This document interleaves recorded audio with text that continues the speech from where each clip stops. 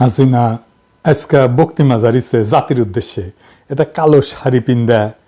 তোর বর তো আগেই মরিছে, তুই কালো শাড়ি পিন্দুছু কে? দেখে ভাবলাম যে তোর নাগর মরিছে, পরে দেখলাম না মরে নাই। তোর বক্তিমা শুনে ওকে অনেক গাল পাড়ার ইচ্ছা ছিল, পারবো না, কারণ উই একটা মেডিকেল মার্ভেল। কেন মেডিকেল মার্ভেল মানে ডাক্তারি বিদ্যায় একটা বিষয় কেন, এটা পরে কমুনি। কেমন জাউরা দেখেন, কয় মাইয়াদের উপরে হামলা করছে নাকি আন্দোলনকারীরা। শোনেন, মেয়েদের হলে ছাত্রীদের উপর আক্রমণ করা হয়েছে এবং লাঞ্ছিত করা হচ্ছে। মানে ওই কভার চাচ্ছে যে ওর ছাত্রলীগের নেত্রীগণে যে থেরাপি দিছে না হাঙ্গারে মাইয়ারা, সেটা তো থেরাপি তো দিছে মাইয়ারা। হ্যাঁ, তাও তো মারেনি, কান ধরে উদ্বাস করেছে আর খুঁটিত বেঁধে থুইছে। এডিটর সাহেব দেখান না।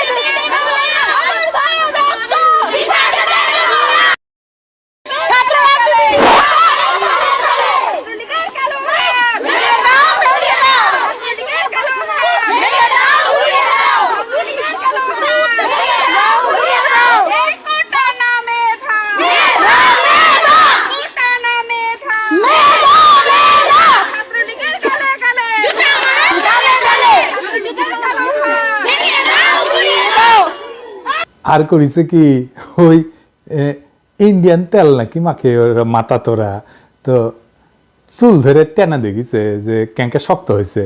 আর তোর কুত্তারা তো হাঙ্গারে মাইয়াদের গায়ে হাত তুলিছে, শুধু হাত তোলে নাই, রক্তাক্ত করিছে। তো হাঙ্গারে মাইয়াদের হাতে তুলে দেবো, ওই বাহিনীর হাতে তুলে দেবো। এইটা সাহেব দেখান কাদের কাদের আমরা চিহ্নিত করছি, এক এক করে দেখান। দেখেছেন? দেখেন, দেখেছেন? দেখেন, দেখেন, দেখেছেন? দেখেন, দেখেছেন? দেখেন, দেখেছেন? দেখেন।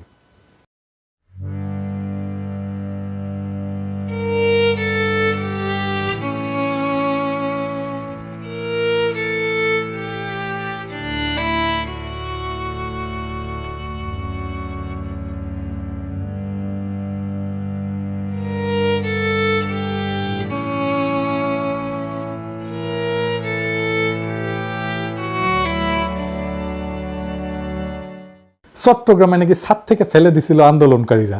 চট্টগ্রামে সন্ত্রাসীরা বহুতল ভবনের ছাদ থেকে ছাত্রদের হত্যার উদ্দেশ্যে নির্মমভাবে নিচে ছুঁড়ে ফেলে দিয়েছে। ছাত্রলীগ ফেলে দিছে আন্দোলনকারীদেরকে। আর এই যে দেখেন নাম্বার প্লেট গাড়ি দিয়া চট্টগ্রামে অস্ত্র সাপ্লাই দিচ্ছে।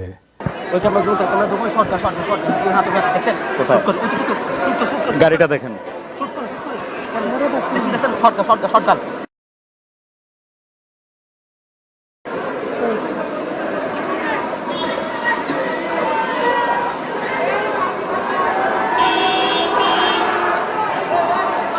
একটি গাড়ি মূলত বারবার এগিয়ে যাওয়ার চেষ্টা করছে এবং গাড়ি থেকে আমরা দেখছি ব্যাগ নামানো হচ্ছে, বেশ কিছু ব্যাগ এই গাড়ি থেকে নামানো হচ্ছে, এমনটি আমরা দেখছি। বেশ কয়েকটি ব্যাগ নামানো হয়েছে গাড়ি থেকে এবং এগুলো বিভিন্ন জন কাঁধে নিচ্ছেন, হেলমেট পরা বেশ কয়েকজন।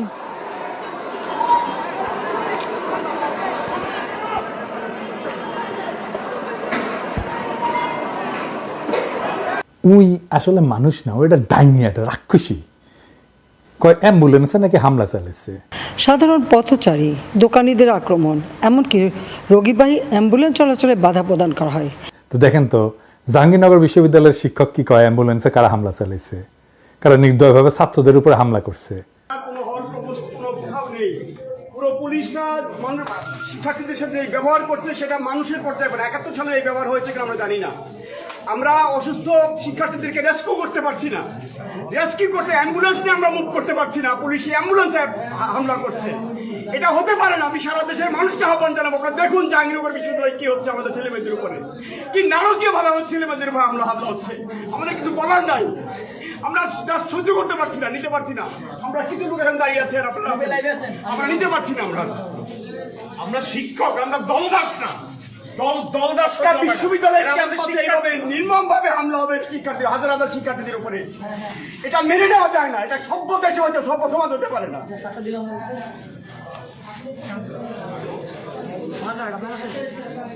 100 জন শুটার আনিছিল ছাত্রলীগ জাহাঙ্গীরনগর ইউনিভার্সিটিতে। ছাত্রলীগের পোলাপান আগেই প্রকাশ্যে গণহত্যার হুমকি দিছে। দেখেছেন কারা শিক্ষকদের উপর হামলা করেছে? তোর তো গোয়া দিয়া রক্ত পরে, তুই মুখে রক্ত উঠে মরবি, উল্টা দিক দিয়ে রক্ত উঠবি। দুনিয়াতে ওই মুজিবের ঔরসে জন্ম নিছে সত্য, কিন্তু মুজিবের মালের লগে কুত্তা, শুয়োর, শেয়াল, শকুন সবগুলোর মাল মিশে একটা বিচিত্র ককটেল বানানো হয়েছিল ওকে জন্ম দেওয়ার জন্য। তাছাড়া এমন একটা পিস দুনিয়াতে আপনি দুইটা খুঁজে পাবেন না। উই কয় যে উচ্চ আদালতের রায় হতাশ হবে না আন্দোলনকারীরা। শুনেন, সর্বোচ্চ আদালতের রায় আসা পর্যন্ত ধৈর্য ধরে অপেক্ষা করার জন্য আমি সকলকে বিশেষভাবে অনুরোধ জানাচ্ছি। তাদের হতাশ হতে হবে না। তুই কেমনে জানলো কি রায় আসবে? শুনেন, আমার বিশ্বাস আমাদের ছাত্র সমাজ উচ্চ আদালত থেকে ন্যায় বিচারই পাবে। তার মানে ওই জানে কি রায় আসবে, কোটা থাকবে, হামলাকারীরা ছাড়া পাবে না। এখন কয় হতাশ হবে না। তো আদালতে যদি মীমাংসা হয় তাহলে কেমনে সে বলে কোটা থাকবে, তাই না? আর কেমনে বলে আন্দোলনকারীরা হতাশ হবে না? কোটা যদি থাকেই তাহলে 2018 সালে কেন বলছিল কোটা থাকবে না? এটার সাফাই আবার পরে নিজেই দিছিল, কইছিল যে আমি বিরক্ত হয়ে কইছিলাম কোটা থাকবে না। বিরক্ত হইয়া কোনো রাষ্ট্রীয় সিদ্ধান্ত নেওয়া যায় না। শপথ পাঠ করতে হয় যে অনুরাগ বা বিরাগের বশবর্তী হয়ে কোনো সিদ্ধান্ত নেব না। ওই কি দেশের রাজা যে বিরক্ত হয়ে সিদ্ধান্ত নেয়? এখন আদালতে এই রায় হয় স্থগিত করবে বা বাতিল করবে, তাহলে সমস্যা মিটবে না? মিটবে না। কেন মিটবে না আসেন সেটা দেখি। কারণ ওই প্রশ্নপত্র দিয়ে দিবে পিএসসি সদস্য কারা? আওয়ামী লীগের লোকেরা। ইজতিমাম বলেছিল না রিটেনে টেকো আমরা দেখবো। এই প্রশাসন দিয়াই তো পাতানো নির্বাচন করে, আমার কথা না। নিজে কি বলছে ইজতিমাম দেখেন, কইছে আমি নিজে অনেক উপজেলায় গেছি, সেখানে আমাদের যারা ছিল মানে দলের ছাত্রলীগের তাদের সঙ্গে কথা বলে নির্বাচন করেছি। দেখছেন তারা আমাদের পাশে আছে, তারা বুক পেতে দিয়েছে। এটা তো হাসিনার নিজের পরিকল্পনা। দেখেন কি বলে, নেত্রীর সঙ্গে কথা হলে তিনি সবসময় বলেন কিভাবে আমাদের ছেলেদের জন্য ব্যবস্থা করা যায়। আপনার বা আমার ছেলে তো চাকরি হবে না, সরকারি চাকরি, পুলিশ ভেরিফিকেশন আটকাই দিবে শেষে। এই যে সাদ্দাম বলছিল না যারা কোটা আন্দোলন করছে তাদের কারো চাকরি হয় নাই, এইবারেও যারা করতেছে আন্দোলন আপনাদের তালিকা কইরা বাদ দিবে, পুলিশ ভেরিফিকেশনে বাদ দিবে, ফেল করায় দিবে। খাতা দেখে কারা? আচ্ছা এইবার আসেন, খাতা দেখার বাদ কথা বাদ দেন, ভাইবা নাই কারা? ওই তো বাদ দিয়ে দিবে। আচ্ছা এইবার আসেন সরকারি চাকরির সংখ্যা দেখি, মোট কত সরকারি চাকরি? পিয়ন, দারোয়ান সব মিলে 15 লাখ সরকারি কর্মচারী। এই 15 লাখই হচ্ছে আওয়ামী লীগের লোকজন, সবাই। এর 2-1 হয়তো এদিক সেদিক যাইতে পারে, এটা ব্যতিক্রম। প্রত্যেক বছর পিয়ন, দারোয়ান সহ নিয়োগ হয় কত? 70,000। এই যে 70,000 দেখেন, মানে গত 5 বছরে যদি 3.5 লাখ নিয়োগ হয় তাহলে মানে 70,000 বছরে। তাহলে ধরেন মুক্তিযুদ্ধের পোষ্য কোটা যদি বাদ দেওয়া হয় তাহলে বাদ যাবে কত? 30%। তার মানে 21,000 চাকরির সুযোগ বাড়বে আপনাদের জন্য। এটা হাসিনার লাগবে তো, এই চাকরিটা হাসিনার লাগবে, সরকারি চাকরিটা। কেন লাগবে সেটা তো দেখলেন, ওরা নির্বাচন করে দেয়। যাই হোক, এই 21,000 খুব বেশি চাকরি না, তাও ধরলাম যে পাইলেও এটা সরকারি চাকরিগুলো নিয়ে যাচ্ছে হাসিনার দলের লোক। এই যে পুলিশ মারতেছে সবগুলো তো ছাত্রলীগ। আর্মিতে প্রমোশন হয় না আওয়ামী লীগ পরিবারের না হইলে, কোটা তো একবার ব্যবহার করা হয় না, চাকরির সময় ব্যবহার করা হয়, প্রমোশনের সময় ব্যবহার করা হয়। তো সরকারি চাকরি নিয়ে গেল হাসিনা, আর বেসরকারি চাকরি কে নিল? মোদি। সেগুলো তো আরো বেশি বেতনের চাকরি। $10 বিলিয়ন নিয়ে যায় প্রত্যেক বছর ইন্ডিয়ানরা। এই টাকায় মাসে গড়ে $1,000 বেতন যদি দেওয়া হয়, $1,000 মানে কত এখন আমি জানি না, 1,30,000 টাকার মতো হবে হয়তো মাসে। এইরকম 1,30,000 টাকা বেতনের চাকরি আপনি কতগুলো পাইতেন জানেন? 8.5 লক্ষ চাকরি দেওয়া যেত, বাংলাদেশের কোনো বেকার থাকতো না। হিসাবটা দেখেন। কোটা শুধু মুক্তিযোদ্ধা কোটা না, ভারতের কোটাও তো আছে, তাই না? আছে না? ওই যে আওয়ামী লীগের মধ্যে ভারতের এমপি ক্যান্ডিডেট থাকে, যে শুনেন, শেখ হাসিনা একটা বলো আমি শেখ হাসিনার প্রার্থী, এটা তোমাকে মনে রাখতে হবে। আমি ভারতের প্রার্থী, তোমাকে এটা মনে রাখতে হবে। আমি এখানে হারার জন্য আসিনি। তো এখন আমাদের করণীয় কি? এখন তো কাটালটানি তার বিডিআর, র্যাব, পুলিশ, ডিবি এই দিয়া হোস্টেলগুলো, হলগুলো ফাঁকা করে দিছে, তাই না? এই আন্দোলন এখন জনতার আন্দোলনের রূপ নিছে। দেখেন রিকশাওয়ালা ভয় ভেঙ্গা কি বলে,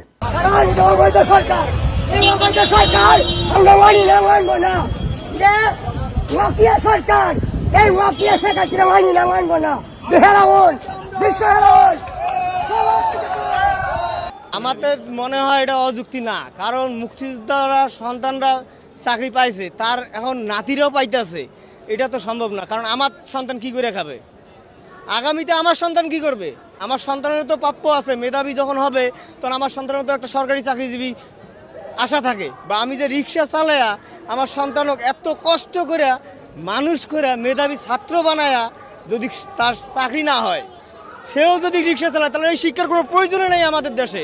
দেখেন শিশুরা যুক্ত হচ্ছে আন্দোলনে, বাসা থেকে পানির বোতল দিচ্ছে, দেখেন শিশুরা চকলেট দিচ্ছে,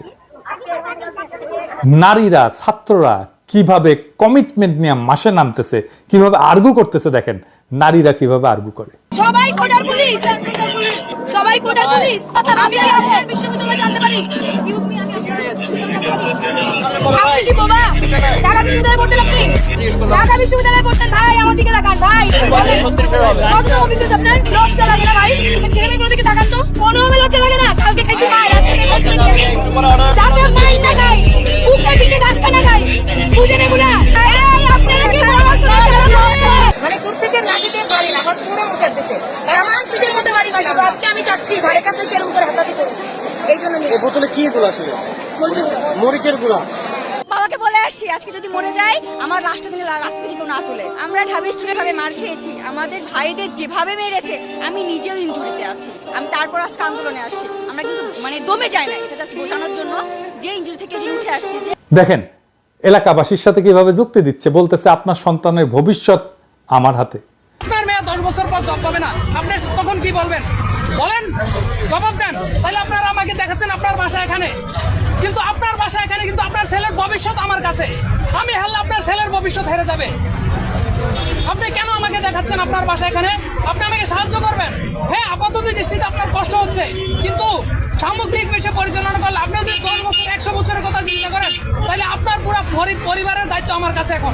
আপনার ভাইয়ের ছেলে, আপনার নিজের ছেলে, আপনার নিজের মেয়ে, আপনার আত্মীয় স্বজনের ছেলে মেয়ের দায়িত্ব আমার কাছে। আমি হেরে গেলে তারা হেরে যাবে, এটা মাথায় রাখেন। আপনার ছেলের বয়স এখন হয়তো 5, এখন হয়তো 10, কিন্তু সে আর 10 বছর পর তার বয়স 20 হবে, তখন সে ভার্সিটিতে চান্স পাবে না কোটার জন্য। তখন আপনি হাই হাই করবেন যে কি করলাম, আমার ছেলে কেন জব পায় না। বাবারা দেখেন কি হতাশার কথা বলতেছে।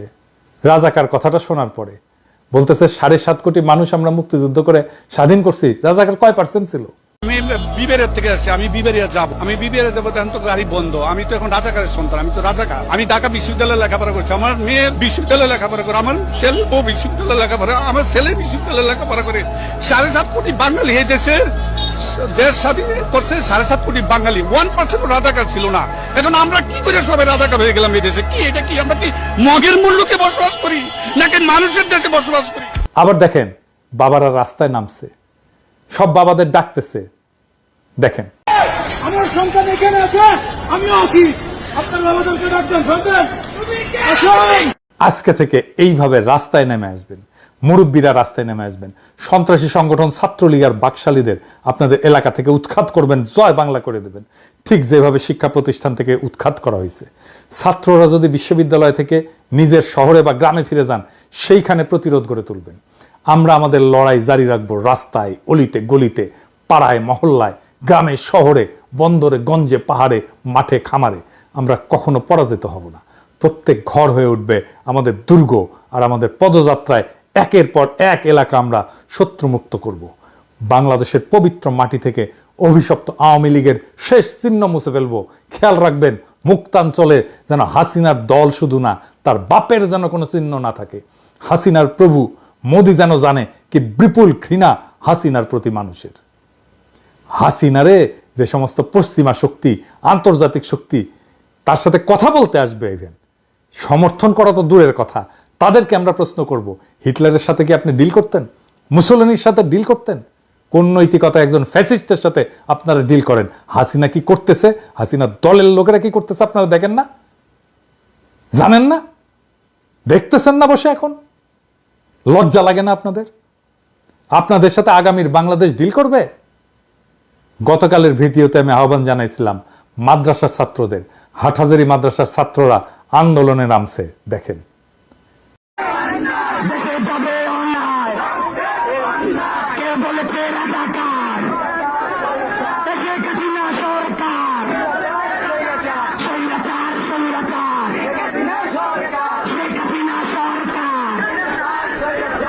শুক্রিয়া আমাদের ভাইদের। আমি রিকশাওয়ালাদের বলছিলাম, আপনারা তো দেখলেন কি নির্ভয়ে তারা কথা বলতেছে। আগামীকাল আপনারা আপনার শহরে রিকশা মিছিল করবেন আধা ঘন্টার, ছাত্রদের সাথে সংহতি জানায়।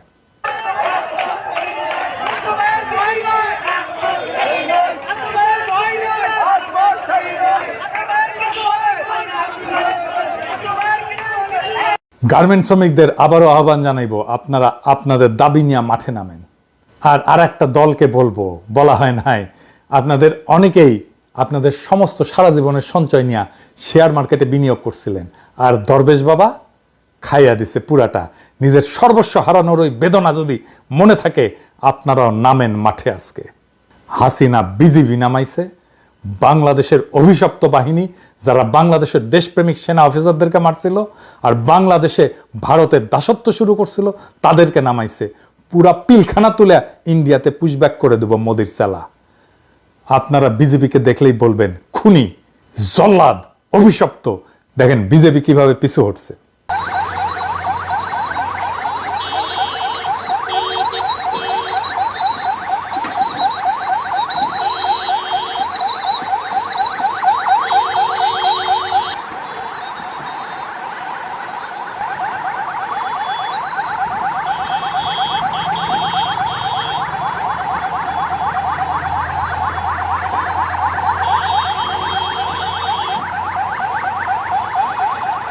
স্যাংশন খাওয়া র্যাব নামাইছে, আর নামছে ভাতের হোটেলের হারুন। এই হারুন না তোর গোয়ার মধ্যে ইন্ডিয়ান মরিচ পটকা ঢুকায় ফুটায় দেবো, তোর ডিবি অফিস বুলডোজার দেয়া মাটির সাথে মিশাই দেবো।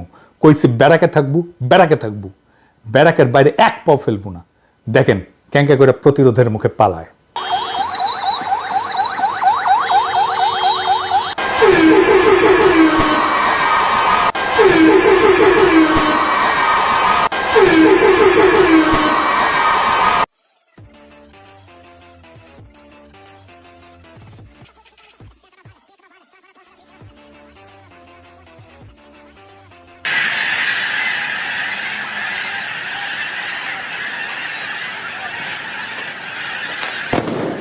খালি সাহস কইরা রুখে দাঁড়াইতে পারলেই এরা ফুটবে।